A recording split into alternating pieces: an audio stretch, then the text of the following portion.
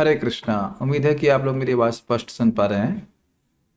यहाँ पे एक श्लोक आपके सामने रखा गया है और इसमें व्यक्ति सुन रहा है सनत कुमार से कैसे हम अ, भगवान के नाम में रुचि, भगवान में आसक्ति को बढ़ा सकते हैं। देखिए, भगवान में जितने आसक्त होंगे उतना ही उनके नाम में आसक्त होंगे। जिस व्यक्ति में आसक्त होते हैं उसका नाम बोलने में व्यक्ति को अच्छा लगता है, सिंपल सी बात।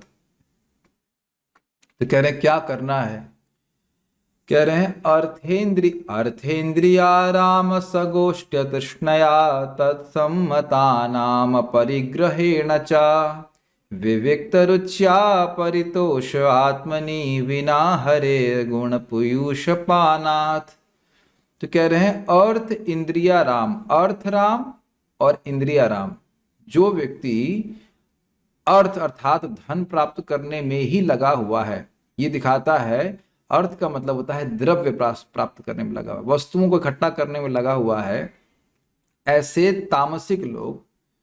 और इंद्रियाराम अर्थात भोग प्राप्त करने में लगा हुआ है केवल, ऐसे राजसिक लोगों की स्वगोष्ठी, इनकी गोष्ठियों से अतृष्णया, इनकी गोष्ठी के प्रति अतृष्णा, उनकी जो प्यास है, लोगों की प्यास रहती है ऐसे लोगों में जाकर मिलना कि जो लोग पैसे कमाने में लगे हुए हैं केवल और केवल इंद्रिय तृप्ति में लगे हुए हैं, ऐसे लोगों की गोष्ठी के प्रति अतृष्णा, इसमें बिल्कुल रुचि ना रखे।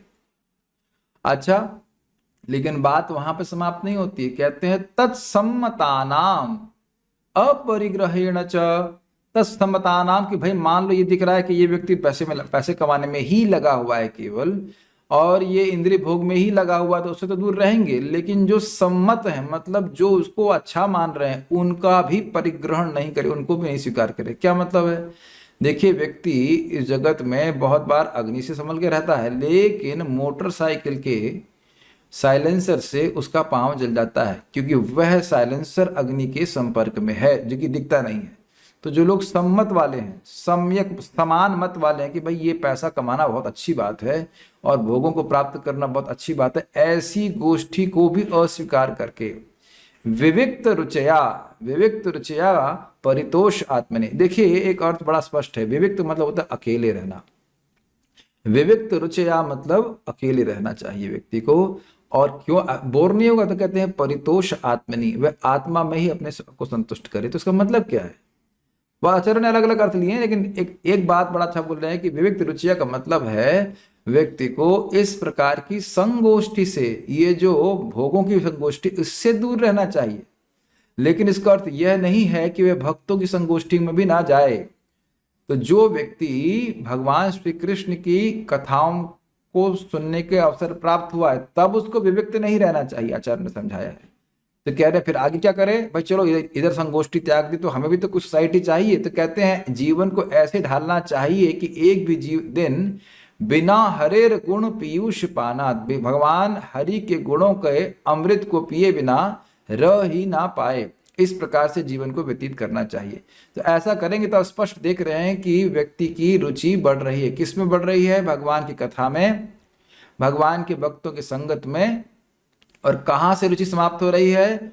ऐसे लोगों की संगति से जो केवल धन कमाने में लगे हैं। ध्यान दीजिएगा मैं शब्दों का उपयोग कैसे कर रहा हूं। जब व्यक्ति जीवन में बस ये मान रहा है कि बस धन कमाना है और धन इसलिए कमाना है क्योंकि ये इंद्रियों को सुख देने वाला है, ऐसे व्यक्ति की मति भगवान की तरफ कभी नहीं होती है। इसलिए बुद्धिमान व्यक्ति को भक्तों की संगोष्ठी के प्रति आसक्ति रखनी चाहिए, जो भगवान की कथा को बोलते हैं।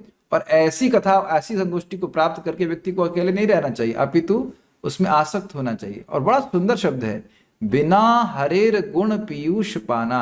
एक दिन उसको ऐसा नहीं रहना चाहिए कि वह भगवान हरि के गुणों के अमृत को पिए बिना रह जाए। जैसे कि आप देखिए, जगत में अजीब सा उदाहरण दूंगा, लेकिन जो शराबी लोग होते हैं वो कोई ना कोई बहाना ढूंढते हैं शराब पीने का, और एक भी दिन नहीं छोड़ना चाहते कि शराब पीने को ना मिले। प्रभुपाद जी बोलते हैं इसी प्रकार से। तो जो भक्तों की संगति होनी चाहिए, जो लोग इस प्रकार से नाम के प्रति आसक्त हैं, कथा के प्रति आसक्त हैं, तो जैसे जैसे भगवान के प्रति हम आसक्त हो जाएंगे, उनका नाम उच्चारण करने के प्रति भी हम आसक्त हो जाएंगे।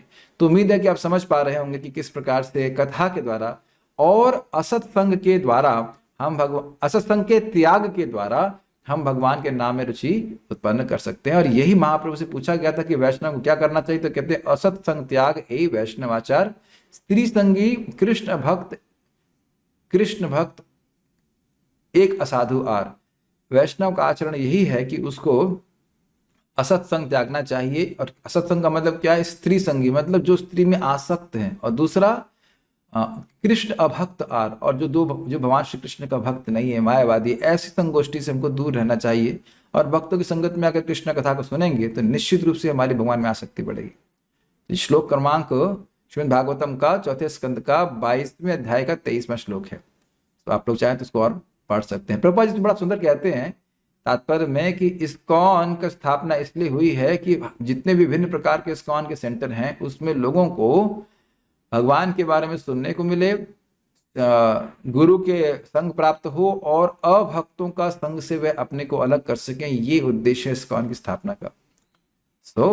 आप सभी लोग भगवान की भक्ति में आगे बढ़िए और भगवान की भक्ति की संगति, अपनी संगति, अच्छी संगति दूसरों को देने का प्रयास कीजिए। और अगर वह भी ना कर सके तो कम से कम अच्छे भक्तों की संगति में रहिए और बुरी संगति से बच करे। निश्चित रूप से भजन करेंगे तो भगवान के नाम में आसक्ति बढ़ेगी। हरे कृष्णा। Thank you.